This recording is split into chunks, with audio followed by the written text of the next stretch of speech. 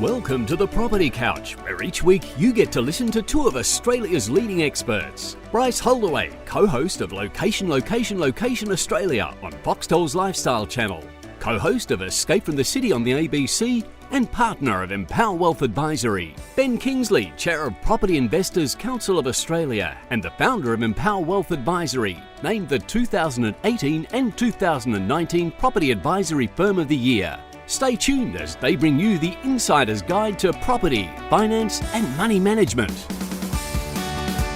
All right, folks, welcome back to the Property Couch podcast. Hello, Ben. How are you, mate? G'day, mate. How you going? I'm very good, thanks. Did you have a good Easter? I did have a good Easter. I had a fabulous Easter. I'm actually over here in Perth, as you know. I do know. And been crabbing, and the kids have been crayfishing, and we're going squidding on the weekend, and I'm going to see the mighty Freo Dockers versus the Hawks on the weekend. Oh, yes. So, well, you're a bit of redemption after last weekend's. I thought you'd lead with that. Wasn't it? Like, no, that's where I thought you were going. No. Yeah, no. Also, I had a smashing Easter. We went up to the Yarrawonga, up to the block, and the weather was amazing. So it was just very relaxing, fully charged, come back, and, market's going nuts. Lots of people to help, which is great. It's always nice for people to get just that little 4-day break, just that little mini relax and hang out with some good people and eat some good food and have some relaxing times. But mate, this week you did the RBA announcement. So we've put that up on, Ives has put that up on the podcast channel. So encourage folks to have a little listen to what you had to say. Yeah, it's sort of turned into an economic update now, right? Because until 2024, not much is going to change. So I just refer to it now as, yes, the economic and RBA update. Ben, you didn't put a spoiler alert in. People are going to go and click on that and not work out if interest rates are moved, as they haven't forever. Yes, unless, again, they've been living outside of any media outlet where they don't know that the RBA is not interested in moving the cash rate until 2024. Now, obviously, time will tell. That's what they're signalling to the market, but it certainly won't move, I suspect, in the next sort of 18 to 20, to 20 months at least. Cheap money for a while, and then you've got this situation where it's becoming a self-fulfilling prophecy where no one's selling because they don't have a property to buy, so it's making stock scarcer and scarcer, and the market's doing some interesting things. Hey, also, you and I were chatting just before we push record too, Ben, about the last podcast that you and I did on the Property Couch before coronavirus needed addressing. Was the 7 grades of financial wellbeing. So for all of those new people to our community, I should have been better prepared. I can't remember what the actual episode is, Ben, but just Marchish last year. The episode is what financial grade are you? But we have got a little hack, a little shortcut for that. So actually, it was episode 275, Ben. And then thanks to technology, Stiggy just put that up on the screen for me. So 275, check it out. But there's a little shortcut. You can actually go to our Instagram account, the Property Couch Instagram. There will be a link in the show notes. And we've done a graphic to show you what each and every one of those grades are, so people can self-assess. And a little quiz. And then, well, yes, exactly. Then you can get to the end and do the quiz, Ben, so that you can actually have the little computer help you determine which grade you are. Are you in financial turmoil, or are you in financial contribution, or are you in somewhere in between? And so just shouting out to folks to go and check that out. So over on our Instagram, it will be on our Facebook shortly. It isn't there at the moment, so just go over to Instagram and you can actually see that. And also, as I've been chatting, we're doing our course launch in a couple of weeks' time. So as part of that, we've been reading out some reviews. Thanks to everyone that helped us tick over 2,000 reviews. It's been much appreciated. But here's a couple that I wanted to single out. This one in particular, Ben, because it's actually formed the theme of our show today. And this one's from Ripper with 4 A's and 2 P's. Honest, invaluable advice. After listening to most of your episodes, I've been increasingly concerned that you always seem to be pro-buying. But it can't always be a great time to buy, surely. Then just recently, you did an episode where you strongly warned against the risks involved with buying in today's market. You guys weren't saying not to buy, just to be extremely careful, as it would be easy to overpay. So I'm now fully convinced you guys are not just another pair of salesman spruikers happy to vouch for anything even if it isn't a good option. You guys are here full of invaluable knowledge to truly and honestly help those of us wanting to make some solid investments. My future, no, my family's future, and now some of my friends has now changed in an extraordinarily exciting and prosperous way. And for that, I'm forever grateful. Go the Wallabies.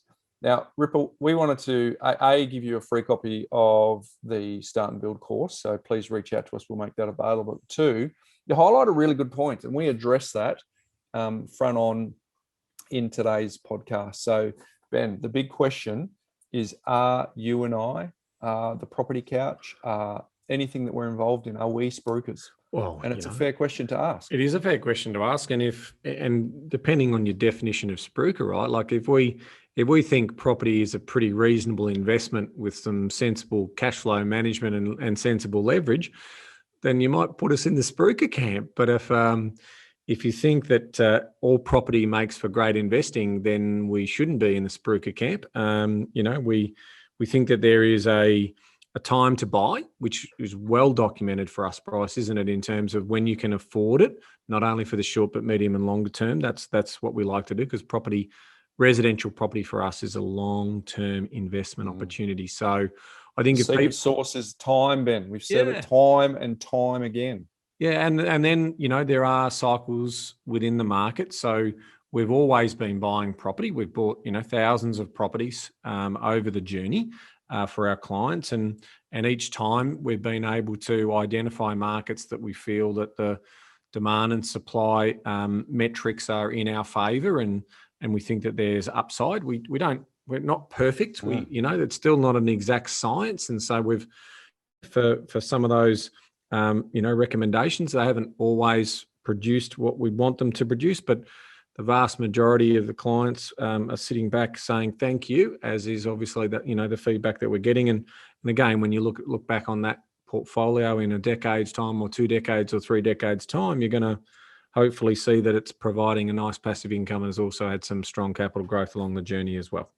Hang around, folks. We are going to address that at length, that question, because Daniel's actually come in via SpeakPipe. So we'll actually hear the question from the man himself, and then we're going to cover that at some length. So thank you for writing that review, but I think it has spawned a full episode. So I'm looking forward to kicking off that episode with that as well. The next one is from Will JH90. Will JH90.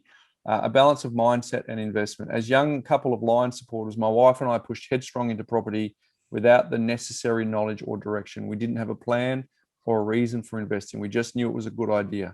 The Property Couch helped us not only decide what we really wanted, which was our time back, but also gave us good direction on how to get there. We couldn't be more grateful for stumbling across the podcast all those years ago. Thanks again to the Dream Team. There it is, Ben, mentioned the team. And the 2 average AFL team supporters. So, well, she got that right, didn't she? Last kick of the game got us on Easter Eve. Good Friday Eve. So yes, that was enjoyable, wasn't it? But Will JH90, please let us know. We will actually send you free access to the Start and Build course. And for those folks who want to know more about it, we will be sending you some details shortly if you are part of our community via email. If you're not, go to thepropertycouch.com.au, go and download our free book, Make Money Simple Again. And as a result of doing that, you will find out more about the course that we are going to launch at a discounted price coming up very, very shortly. So there you go, Ben. Again, thanks to everyone who's given us a review. Thank you. But those 2 individuals, reach out and let us know. Hey, my Mindset Minute theme today is chapter 28 of How to Win Friends and Influence People. And it is give a dog a good name. So in short, if you want to improve a person in a certain respect, act as though that particular trait were already one of his or her outstanding characteristics. Give them a fine reputation to live up to, and they will make prodigious efforts rather than see you disillusioned. One morning, Dr. Martin Fitzhugh, a dentist in Dublin, Ireland, that definitely sounds like a Irish surname, Fitzhugh, was shocked when one of his patients pointed out to him that the metal cup holder which she was using to rinse her mouth was not very clean. True, the patient drank from the paper cup, not the holder, but it certainly was not professional to use tarnished equipment. When the patient left, Dr. Fitzhugh retreated to his private office to write a note to Bridget, the charwoman, who came twice a week to clean his office. He wrote, "My dear Bridget, I see you so seldom. I thought I'd take the time to thank you for the fine job of cleaning you've been doing. By the way, I thought I'd mention that since 2 hours twice a week is a very limited amount of time, please feel free to work an extra half an hour from time to time if you feel the need to do those once in a while things like polishing the cup holders and the like. I, of course, will pay you for the extra time." The next day, when I walked into my office, Dr. Fitzhugh reported, "My desk had been polished to a mirror-like finish, as had my chair, which I nearly slid out of. When I went into the treatment room, I found the shiniest, cleanest chrome-plated cup holder I had ever seen nestled in its receptacle. I had given my charwoman a fine reputation to live up to, and because of this small gesture, she outperformed all her past efforts." How much additional time did she spend on this? That's right, none at all. There is an old saying, give a dog a bad name and you may as well hang him, but give him a good name and see what happens. If you want to excel in that difficult leadership role of changing the attitude or behaviors of others, use Principle 28, Ben. Give the other person a fine reputation to live up to. How much wisdom is in that little segment just there? Super. Stroke one's ego. Sounds like a good idea. All right, so here we go, folks. Q&A day. Ben and I haven't done one of these for a little while. We're super excited. Let's cut to the first question that we referred to just a little earlier from Daniel Ripka. Hey guys, Daniel from Brisbane here. Massive fan of your show, which leads me into my question regarding, in particular, episode 325, How to Buy in a Hot Property Market. Listening to your show for quite a while, I found that you guys always seem to advocate for property being a effective means of investing. However, surely there's got to be a point in time where that is not the case, i.e. investing in shares at the start of COVID, generally speaking, was probably not the best idea. What about property? You guys have done episodes on warning against spruikers. And so, I've been having my concerns about, well, what about the property couch then? Does it fall into that category? However, until you guys did this recent episode 325, which, to be honest, was very refreshing to hear that acknowledgement of you guys just really giving that message of warning, or cautioning, I should say, against buying at this point in time, which I really appreciated. That message of you guys caring about the community really came through. So my question is, when do you guys see at least a minimum point in time until which the market is going to change and sort of calm down a bit? So Ben, property couch, are we spruikers? Well, first of all, I do love this question. Of course, there's going to be people out there who don't necessarily agree with our long-term property strategy. There will be people out there who will have differing views in terms of what makes for good investing, house and land packages, off-the-plan apartments, medium-high density.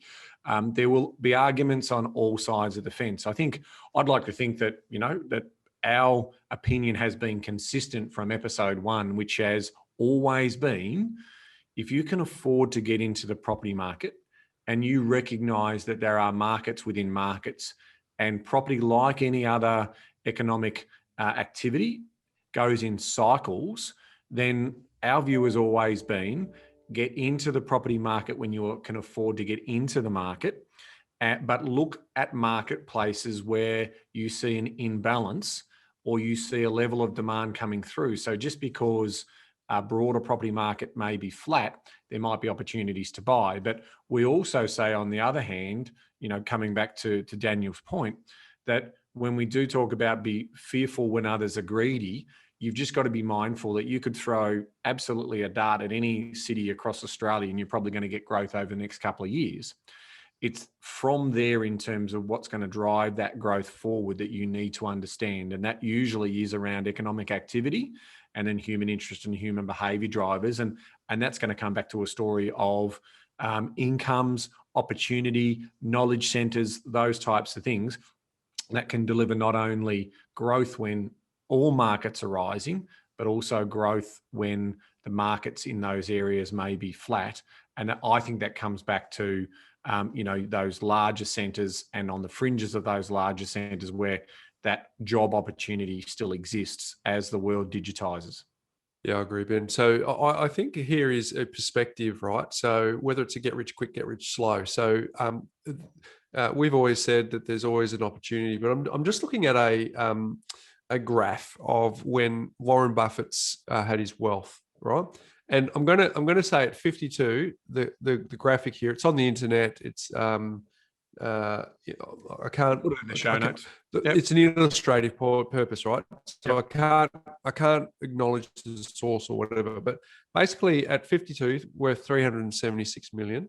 At 53, 620. 56, 1.4 billion. 58, 2.3. 59, 3.8. 66 was 17, and then at 72, 36, and now at 83, 58.5. Why am I saying that? Because the secret sauce for Warren Buffett's success is, you ready? Time, compounding.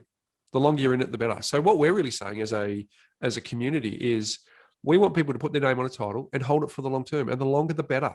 Because we do get questions, when is it too late to start? We're not going to cover that today. But the earlier you can buy and the longer you can hold it, the better the outcome is for you. So it's kind of like that dollar cost averaging principle that you see in the share market. Just if you've got $5,000 to spend on shares, just spend $5,000 every year, because the market fluctuations will create a dollar cost averaging scenario where over time, when you buy at a higher level, when you buy at the lower level, will average out to be a consistent average over time. But the important part is the rhythm and the regularity of being in the market. So what we're saying here, Daniel, is okay, a spruiker is someone who has something to sell no matter what, right? So it's where they've got a stock list where they say, hey, look, my product is the best, irrespective of any market, right? Versus someone like, let's call us the Property Couch. We're saying you should buy real estate, but we have no fixed view on which piece of real estate you should buy, because you need to actually assess the conditions at the time as to where you should buy. And if we've got micro markets, there is always an opportunity out there, right? But the fundamentals of buy when your cash flow allows and play for the long game is really what we're talking about here. So I understand why you might think we're always saying buying, but we're actually, what we are saying is always be planning to be self-funded retiree through your investing activities. And for us, it's property. You've inspired me, Bryce. I'm going to try something here, which it's straight off the cuff, but I've ripped up our research platform, all right? And I'm just going to share a little story for you, which will reinforce what you've just been talking about. So I'm on the research platform. I'm going to share with you the story of Melbourne, Bendigo, Ballarat, and Geelong, and we'll see where this lands, right? So this is going to be interesting, right? So this is from 1980. So we're seeing it from the January 1981. So that's the benchmark. Median house price in Melbourne was $37,813. Right now, I'm going to see if I can. They're very tight here, so I'm having a bit of play. I'm just taking some license here. If this works, it works. If it doesn't, it doesn't. So then we go Geelong. Median house price is $30,500. If I can get there's Ballarat at $29,000, and then we've got Bendigo down the bottom here, which was $28,250. Right now, I'm going to fast forward, Bryce. I'm going to fast forward. Now, remember that higher figure for Melbourne, because this is what the Warren Buffett story tells you about the power of compound. That was $37,000, $37,800 versus the 28 for Bendigo. Now, that doesn't seem like a big differential, but if you times that differential out over, and I'll just go up to the latest data we've got in our system, Melbourne, and so this is up until November of 2020. So we know what's happening in the current market, but this is CoreLogic data, so it's lag data. So we want to make sure we've got all of those settlements inside, so we get around 90% of all transactions. The median house price, as recorded in November last year, was $721,000. Now, in terms of growth, that's 1,834% growth over that period, or 7.7% compounding. Now, you can see in terms of the growth that you've had has been $683,000 over that period if you bought the median house in Melbourne. Now, if we just go down to look at, say, Bendigo, which is the bottom of the four in the series, that had that has a median value of 380,000 and a 6.6% growth return. Now, those areas have also traditionally produced higher yield, so it's not just about the growth, but that's delivered you $350,000 worth of growth. So you can now start to understand that if you get a 7.7% growth over that basically 39 years and 11 months, you can just sit back and let the property do that lifting. You're still pretty well off even with the Bendigo story at 6.6% if you've got that yield that kept you in the game, where you've got a 1,188% return. And your property's probably cash flow, well, absolutely cash flow positive from that point moving forward. So I think what we're saying is that is just letting time play its role. And it comes back to, in terms of what we talk about, buy when you can afford to get into the market and try and maintain yourself in the market over the long term.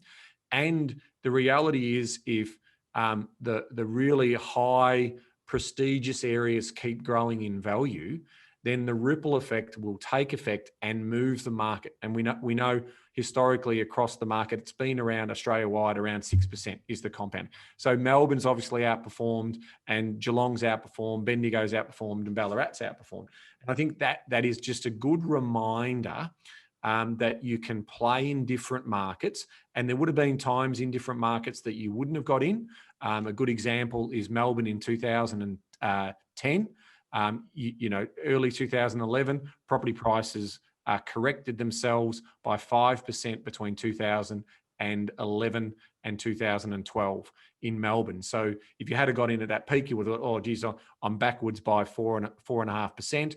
But since that point in time, it's obviously boomed again. So I really like this story about, and what we've been consistently about, a get rich slow, a boring strategy, 3 or 4 properties in a portfolio is basically $2,000 a week retirement income. And we're calm about it, right? But we try and warn people about effectively, over exuberance and enthusiasm, because the market can get ahead of itself. We talked about that in 2016, 17, where we felt it was getting a bit of ahead of itself. And at the moment, though, we do know that ANZ last week, Bryce, released, they believe that property prices across Australia are going to move by 17% this year. 17%. So there's absolutely opportunity. Now, RBA have also now forecasting over 30% growth in this cycle.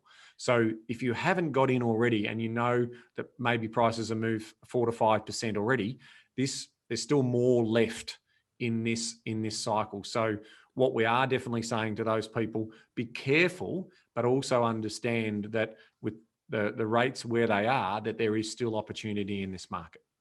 Yeah, and so I guess the thing to remember about the Spruikers is they have access to 3% of the market. So they're talking about brand new stock, which is either off the plan or house and land packages. So they're talking about a very small segment of a very small part of the market, right?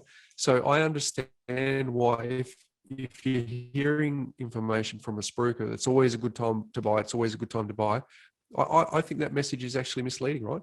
Within their particular segment, right? But what we're saying as a TPC community is come with us up to 30,000 feet. And our market is Australia that we're encouraging you to buy. And not only that, we're actually encouraging you to see that we operate in a global marketplace where coronavirus has only confirmed us as a wonderful, the best country on earth. So people want to come here. So even the cycles get thrown around when you've got this continual increase of people that want to come and land here. I get it. The planes aren't landing at the moment, but when they can, they'll come. So if you've got basic supply and demand, and you stay up here at 30,000 feet with us and say, play the long game. You set it up beautifully, Ben. It's boring. 3 or 4 properties, just get it done. And then let the magic source of time do the work for you, not in and out, not trade, do the work. Well, then you can see that why we are always pro property with some caveats. If you've got a safe job, if you've got cash flows, some of the stuff that have now become mantras over 330 episodes. So we don't say everyone should buy, but we say, generally speaking, if you subscribe to our view of self-funding retirement over a long period of time, there's always a good opportunity. Bryce, I think you summed that up beautifully. Now, we are having some difficulties with internet speed and so forth. So apologies to the community in terms of, hopefully you could have gathered that, what Bryce was saying, boring 3 or 4 properties when he broke up a little bit there. But we'll try and see if we can get that improved. But really just a good summary of what is an excellent question. And I think the right level of skepticism, even pointed at us, is healthy, right? I mean, you don't want to be trusting anything that everyone just says as gospel. But I think, from our point of view, we'll look back on our 20 to 30, 40, 50 years of doing what we're doing. And hopefully, we've moved the dial on those people's circumstances. So that's the pay it forward attitude that we've had for our community. And we think that, residential property, as it currently stands, should be in your mix of considerations. We're not also saying shares, property over shares or anything like that. It's just get that strategy. If you feel like you want land and something that's tangible, and you're too concerned about the share market, or it's not a place for you, then property could be a consideration. And then it comes down to, making sure that the vested interests are in people helping serve you, or you serving yourself in terms of doing the research and learning what you need to learn to execute on your property journey. Yeah, so good question, Daniel. Thanks for that. And the last bit there, Ben, about a minimum point in time which the market's going to change, it's sort of calm down. We've said it that Bill Evans, Westpac, said that the next couple of years the market's going to run because it's going to help us punch out of a productivity-based recession. So the market will continue to run based on the numbers that you talked about, the growth, for people to understand that. But when is it going to calm down a bit? Well, the prediction is in 2023, there's probably going to be some changes to macro-prudential regulations to take some of the sting out. But it doesn't necessarily mean the market's going to drop. It just means that they'll change the access to credit. They will try and cool the market without correcting the market. So, and we might see some of that depending on the pace of growth, Bryce, as early as later this year, right? I mean, that would be the earliest time that they would introduce it. But what they've definitely said is rates aren't going to move. So they're going to have to move on some other levers, and they might be talking about debt to income ratios or reducing borrowing power so it doesn't create any systemic risk inside the system, right? So when we see what that looks like, we'll be able to gauge an opinion in terms of cooling the market down. I mean, we've said this before, the residential property market, where the vast majority of people hold their wealth, is too big to fail. It is an economic powerhouse in terms of, for every dollar that goes in to a property, $10 is created both directly and indirectly, is the economic reading on that. So it is a way in which the economy can stimulate consumer spending, the wealth effect. We've been there before. So we've just got to be mindful that, if FOMO gets too overdone, we will probably see some macro-prudential interference in the lending side, because ultimately we all need to borrow money to get in. So that's where they'll be looking to try and taper the market if they need to. So we just got to be aware of that and recognise that.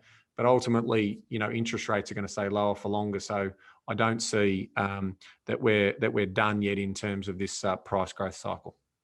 And to remember, the last time that the macro-prudential regulations came into effect was to dampen investor activity. Right now, it's being underpinned by owner-occupier activity significantly, right? So that should give people some confidence. But Daniel, hopefully that's helped you. Thanks for a great question. I think it's I want to encourage people to write those sorts of queries into us, because we love to cover the things that might be the elephant in the room that's not being discussed, and we're not afraid to actually have a conversation around that. So good one, Daniel. Thanks for writing in.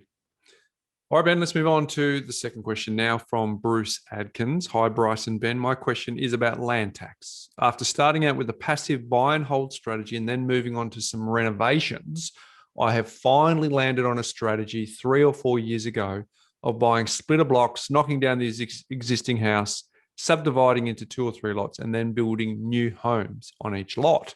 When I can afford, I keep the new houses and rent them out. I do. Occasionally, I need to sell one or more of the houses to assist with cash flow or to help fund the next project.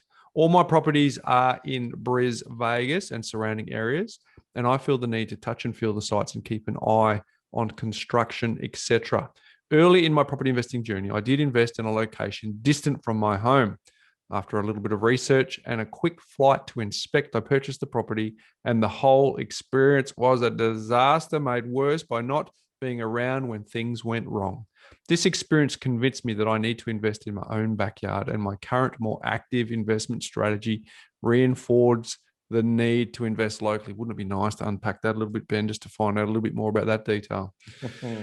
My current portfolio is now more than a dozen properties with an unimproved land value of around $8 million, and the annual land tax bill is really starting to hurt.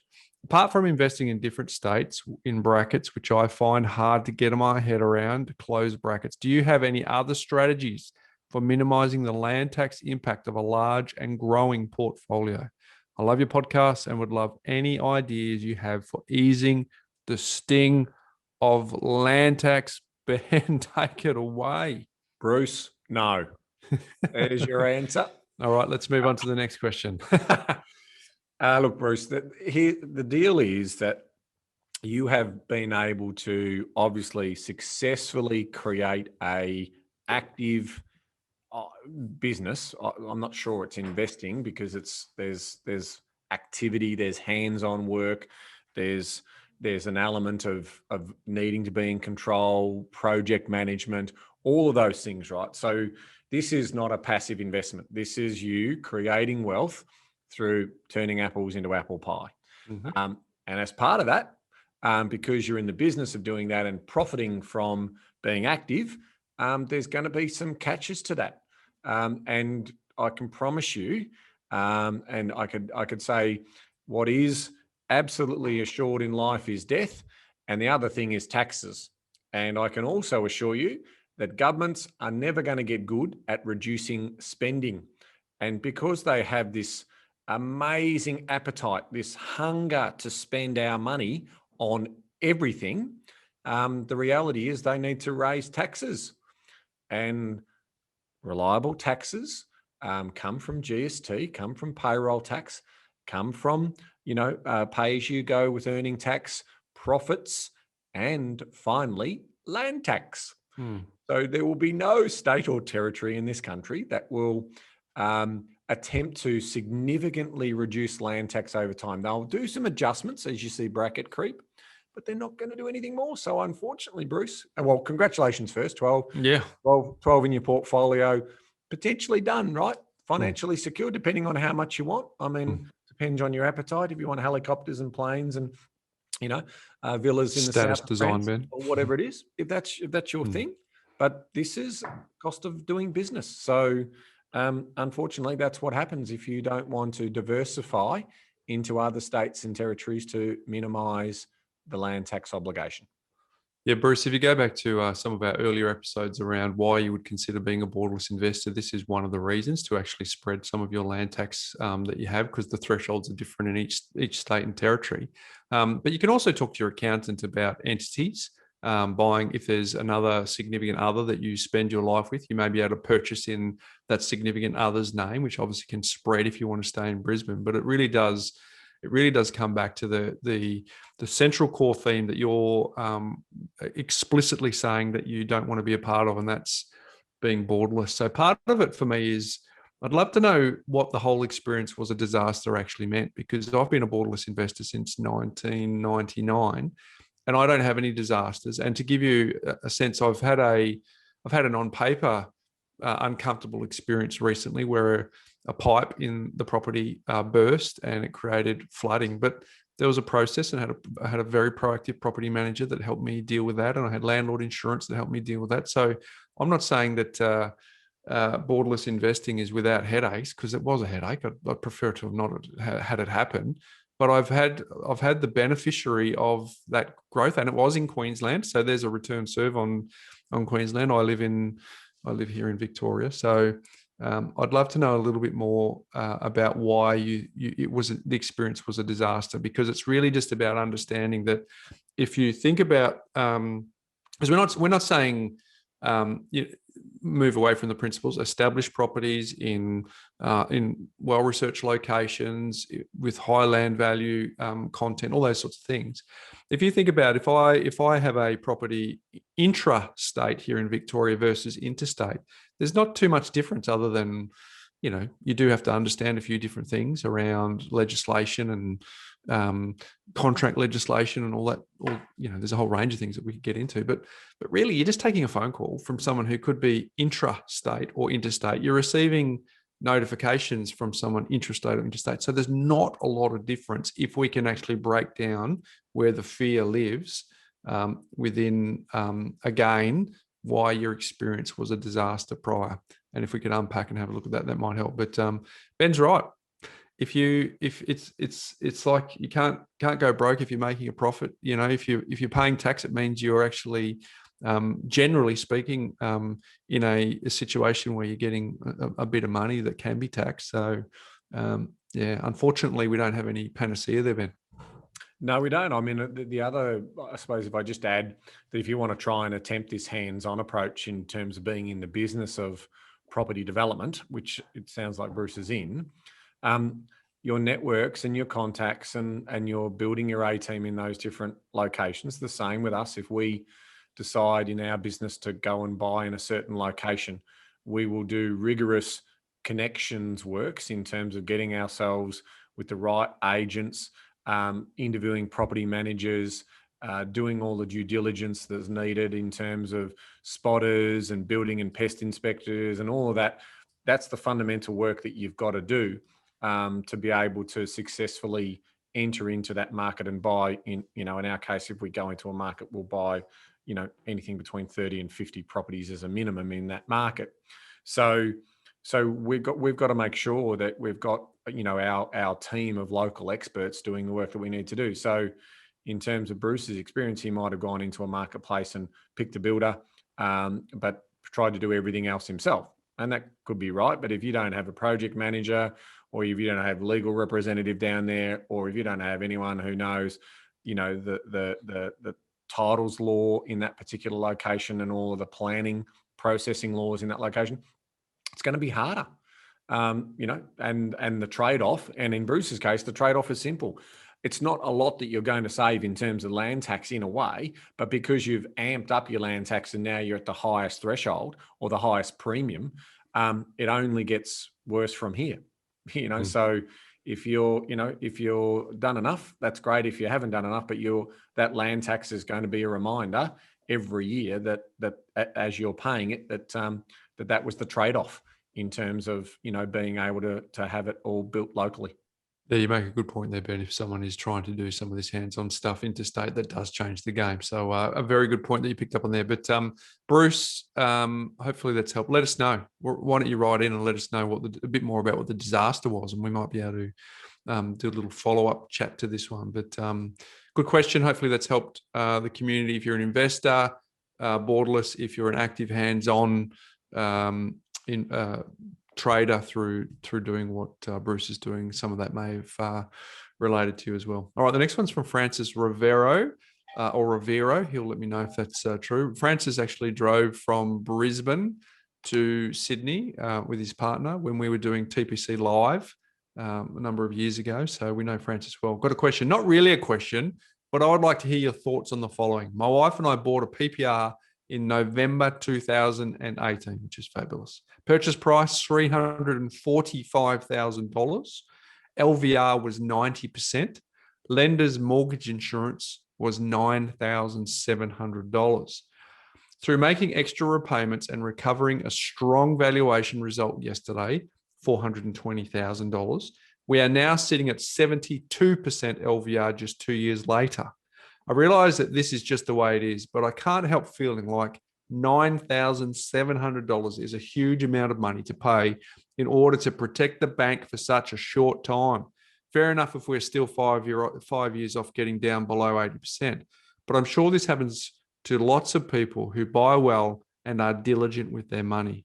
Like I said, no specific question, but would love to get your take on this, Ben. Wow. Bryce, lender's mortgage insurance. It's a necessary evil. We've talked about it before plenty of times in terms of I've paid it several times on certain properties over the journey to allow me to release equity or to buy a property when I felt like the time was right to buy. So I didn't want to wait in those earlier stages to wait till... Me too. I've used LMI a lot. Yep. Now, but what I don't like about LMI, and I've been pretty vocal on this, is exactly what Francis is talking about there, is that it's non-refundable and it's non-transferable.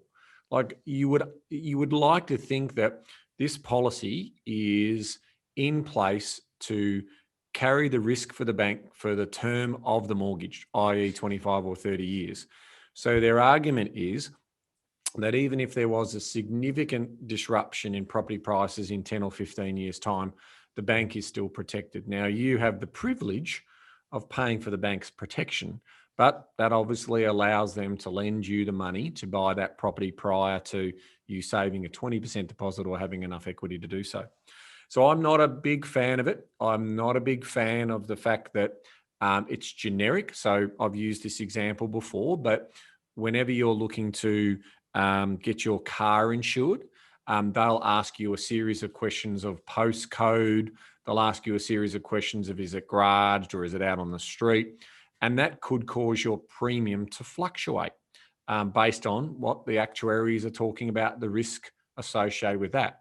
Well, I've also been very parochial on my viewpoint here to sort of say, in theory, there are some postcodes and there are some types of property that really do have some risk associated with them in terms of risk of oversupply and where these premiums are usually claimed on.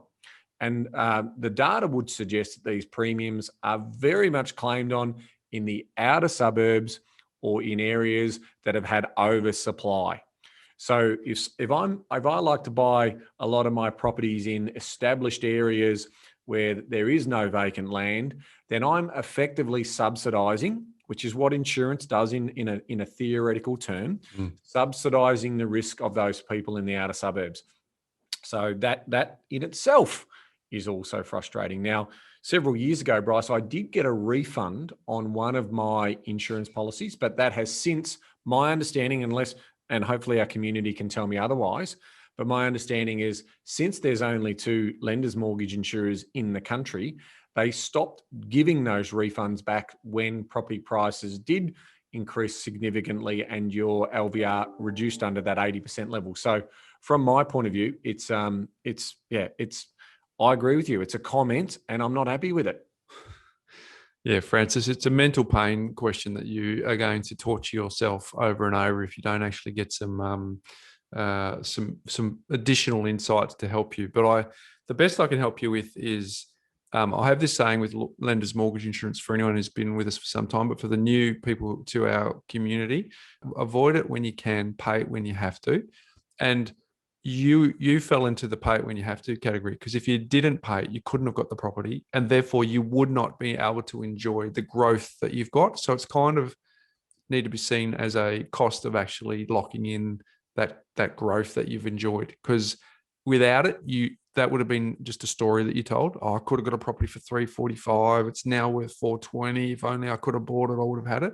It's actually a cost for you to lock in that in your own name.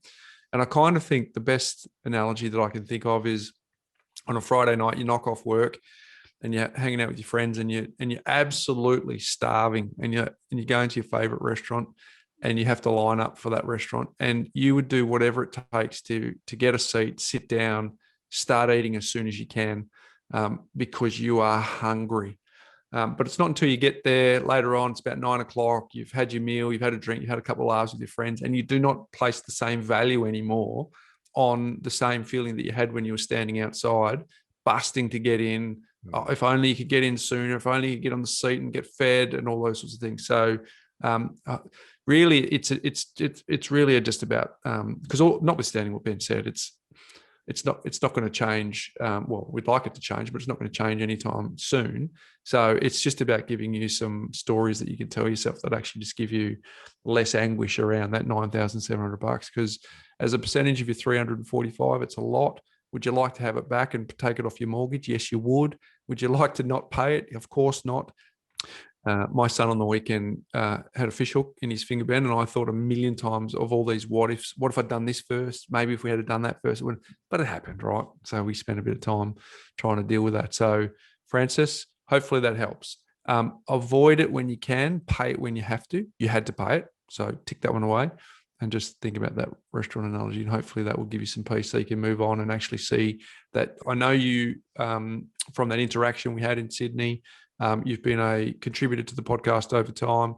I know that you'll use that to leverage to build your portfolio out. So you will look back at that at time and go, geez, I'm glad I paid that mortgage insurance because that set me up for where I currently am enjoying a self-funded retirement through residential real estate, Ben. Well said, Bryce. Well said. All right, the next one is from Matt Rose. Let me just cue this one up. So, hi, Ben, Bryce, and the great Stig. There we go, Ben. I'm looking for some advice as my wife and I have been left disillusioned by the property system while trying to buy our second investment property, this time in Melbourne. The sequence of events went like this. We put in an offer on a contract and put down 5% deposit. The agent phoned to say the owner has accepted. The agent then proceeded to shop our offer around. What? Never heard of such a thing. The agent then proceeded to shop our offer around, telling everyone our exact price. Then the agent entered into some sort of silent blind auction and sold it to someone else last night without coming back to us on the new price, even though they told everyone else our price. Is this illegal or unethical? And if not, how do we as a community vote to put better rules in place to protect the consumer? Ben, has this ever happened to you? Gazumping, I almost got gazumped in 2001 in Sydney, and I was acutely aware of it thanks to a little tip-off that I had from a previous agent that I was dealing with on another property that I missed out on. And that was that you have to exchange contracts, Bryce. And in Sydney at the time, that was a physical exchange of the contract. Back in not of the days where we've got DocuSign and digital signatures and all these other wonderful things that occur. So I was frantically trying to exchange on a contract because I knew that there was an offer, a verbal offer that was already $10,000 above my $395,000 offer that was accepted by the vendor. So I was driving around trying to ensure that I got the exchange contract to know that I was the successful bidder and owner of that property. It is not uncommon for an estate agent to tell a potential buyer that the offer that you put forward has been accepted, or it's an acceptable price for them to exchange on the contract. But I've still got to do my due diligence and my care because I work for the vendor to get the best possible price. And I will definitely be shopping that around. In terms of disclosing the purchase price, that's something that is usually frowned upon from agents in terms of giving indicatives. They can give guides, but I certainly know that's one of their tactics to try and ensure that you don't know, and it is a little bit blind. So it absolutely becomes this sort of silent auction process, and that obviously extracts more for the vendor. Now, I'm not sure that selling agent will ever be re-engaged by the new buyer if they felt that they were ripped off. But that's the way in which, unfortunately, the market plays. But this is your sweet spot, Bryce. So I'm going to hand the mic over to you, mate, and you can go for it. Thank you. Hey, Matt. So to answer the question, is it illegal or unethical? It's not illegal because you need to be able to prove it, right? But slightly unethical, yep. But here's the deal. So here's some of the language that you've used that I'll help you with. The agent phoned to say the owner has accepted. Now, by nature, when the agent phones, it means you've received verbal acceptance. You have not received it in writing. Now, Ben, if I go back to, I did a commerce degree at Murdoch University over in Perth, and if I go to my contract 101 unit back in first semester of second year, It said verbal contracts are binding. However, you got to prove it, right? So I am always coaching the client when I'm a buyer's agent buying the property. This is how the conversation goes. Just letting you know that I've just received notification that our offer has been accepted. However, I do not want you to do any mental high fives, and I do not want you to pop the champagne yet, because we're not there. Because until I see it in writing, it's not done until it's done. So therefore, sit tight. It's looking pretty good at this point, but I'll let you know when we can celebrate. Words to that effect, Ben, just to keep the expectations right, that until I see it in writing, it is not done. As you pointed out in New South Wales, it is not done until you're done in if any state, that's the one, because gazumping happens so regularly. They've talked about it being here in Melbourne, but some agents will be, and some agents will be listening to this, Ben, who are very ethical. They will say, I've received an offer that's acceptable to the vendor, and you've got until whenever to present your offer, and they won't tell you. And I have definitely, without a shadow of doubt, dealt with multiple real estate agents who tell me, and they keep telling me, and it's their strategy. I'll tell you what it is, so you know what it is, so you'll come up and you'll give me $2,000 more, and then I'll ring the next person, and I will just play this auction game until you run out of puff. And so the agent's code is, we won't do that, but some of them do, right? So it happens all the time. So it's important that we understand that when it comes to real estate, the real estate agent unfortunately doesn't enjoy the greatest of reputations for stories similar to this. Now, again, there are so many wonderful agents out there that it does not apply, but unfortunately, these types of acts mean that everyone gets tarred with the same brush. But it goes back to the basics of understanding how a real estate agent gets paid. They do not get paid per hour. They do not get paid per hour. They get paid per result. And the way that they get paid per result is usually by getting, or it's not usually, by getting an outcome where they find a willing buyer meeting a willing seller and make the transaction happen. But in the same moment that they are getting that transaction done, they are looking around the corner to get their next listing. And the way that they get their next listing is by telling the next Mr. or Mrs. Seller that how good the result that they currently got probably in your negotiation, so that Mr. or Mrs. Future Seller gets confidence to deal with them. So they get paid per result. They get paid by the person selling, and they're often always thinking about, how do I get paid for the next property that I don't even know which is coming up yet?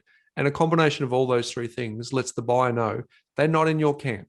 Now, they'll give you information, they'll help you, they understand the buyer is part of it, but their job is not to get the best outcome for the buyer, which is why you would have a buyer's agent come in and help you, because they understand what this looks like. So, Matt, I understand that would suck. What you've just experienced is not okay, but it happens all the time, every day of every weekend in this country and around the world, where that type of behavior will happen. So you need to make sure that you celebrate at the right point in time, and the right point in time is when you receive it in writing. You see it in writing, because then you can prove that you have got an offer that's been accepted, and then if they try and sell it to someone else, you can legally prove that you are in a position where you've purchased the property with a countersigned contract from the vendor.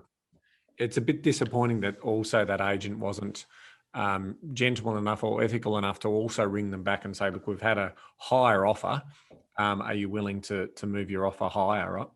Because that, if they were the ones who instigated the original on-market dealings, then you'd like to think that they would get a right of reply, right? But they obviously, again, in some cases, but this is where you need to be really clear in terms of what is the rules of the game. What are the way in which you're going to approach this, Mr. Agent? So I'm really clear in terms of knowing how this will play out, and I'll hold you to the rules of the way in which you like to play. But then I know how I can play the game as well. So I think that's important. Leverage to get an outcome. It happens really, really poorly in the brand new space, where someone uses pre-sales to get finance, and then as the market moves, they use what's called a sunset clause, which is being phased out a lot in a lot of states and territories. But I've experienced it personally, where the developer sees an opportunity, they exercise the sunset clause, give people their deposits back, and then sell it at a higher price, even though those original contracts were the reason that they could get finance from the bank to get the project done in the first place. Yes. So good to see that they are being sort of banned in many states and territories. So, hey Matt, hopefully, that won't help you. It'll still sting, burns. but it'll help you understand the rules of the game. It'll help someone else who's about to enter into a transaction to remember to keep the champagne on ice until you see it in writing, and realize that if you feel uncomfortable navigating, getting, that type of thing, get someone who knows what they're doing to help you, which will be good. So, Ben, there you go. There's some Ripper questions there. So I just want to say thank you to Daniel Ripka, to Bruce Adkins, to Francis Rivero, to Matt Rose, all for giving us some great questions. Hopefully that will serve the community and maybe some of the questions that they have themselves. But it's always fun to do Q&A, isn't it, mate? I enjoy it, mate. It's one of the favourite things, because we know that, we're helping that person with a particular problem. And unfortunately, sometimes we can't go into too much specifics, but it still hopefully gives them, a course of action to follow. So, no, I love it. Yeah. So, and folks, just a reminder that we are always hungry for your questions. Love it when you come on to SpeakPipe. So if you go to thepropertycouch.com.au, there is a little widget that just sits at the side of the website. It is so incredible. In the days of Zoom, Ben, and Teams and Skype and online meetings, everyone should be fully versed in speaking online now. So it is the quickest and easiest way for you to be a feature on our podcast. So go to thepropertycouch.com.au / I don't even know if there's a / but on the homepage there is a SpeakPipe widget. Click on that button. It is super simple. Leave a question. We would love to to read it out. And I just put a little footnote on that, as I do most of the time. Just make it as general as you can whilst being specific to your circumstances, because if we go too deep into your own specific circumstances, we won't be able to serve the community at the same time. But we love hearing from you. We want you to be part of the show. Hey, my life hack today, Ben, is I know that you've got camping on the horizon as you go and travel around. I've been doing a fair bit of camping lately. So what we tried recently is, the little headlights that you put on your head, you go for a beach walk or you go in the bush and all that, so you don't trip over. But you're sitting around chatting with everyone and you need a lamp, right? And you don't want to have this little headlight that's just shining into everyone's faces. What you can actually do is get a little gallon bottle of water, and you can actually put the headlamp into that water, flipped around reverse, so that it's pointing into the inside of the water, not to the outside. And all of a sudden, it just reflects everywhere off the water and creates this great little light that can form a little community when you're out camping. So I've got that right. So just one of the Mount Franklin 1 litre bottles? No, it's got to be a bit bigger. So the gallon. So yeah, what is? I can't convert that. All right, so clear, a couple of litres. Yeah, like a 4 litre bottle, like the orange juice bottles that you sometimes get. Yeah. And then you just and then put the headlight on the bottle, but flip it around so it shoots straight into the water. So use this elastic strap.